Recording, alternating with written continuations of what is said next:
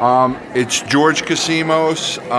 It's May 21st, and I'm here with Mayor Matt Doherty from Belmar, and he's going to talk about a variance or a what is it? It's an ordinance that he put in Belmar that would be great if some of the other towns put it in. So how are you, Mayor Doherty? Good, good.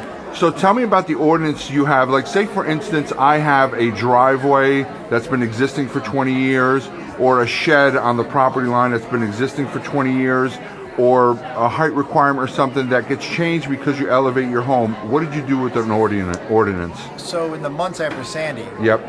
we passed an ordinance that stated if your house was damaged by the storm Yeah. and it was pre-existing non-conforming, Yeah.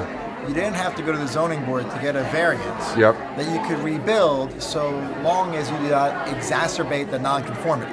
So if it was a two-family in a single-family zone, you could rebuild a two-family, but you couldn't rebuild a three-family. Gotcha. If the lot size was 50 by 100 and your house was 30 by 40, you could rebuild that, but you couldn't rebuild 31 by 40. But you wouldn't have to go for a You'd variance. never have to go to a variance, so it'd save people money, it'd save people aggravation, it'd save people time. Because you go to a variance, you gotta get an architect, engineer, you have to notify everyone within 200 feet of it by certified mail. You have to get on the calendar. You're competing against other folks that are trying to get on the zoning board calendar as well.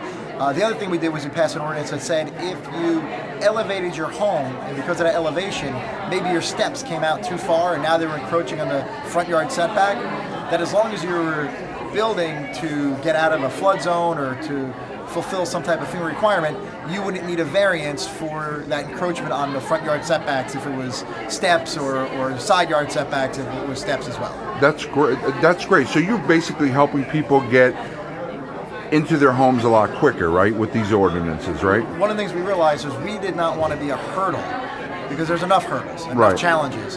What we wanted to do on a local level that we could actually control is remove as many hurdles as possible. Right. We also waived all permitting fees. If you were coming for a permit, plumbing, electric, structural, anything, and it was related to damage from Sandy, we waived the fees. Who picked that up? The state or the town picked that up? We realized that we have to have the employees there anyway, so we just did it pro bono.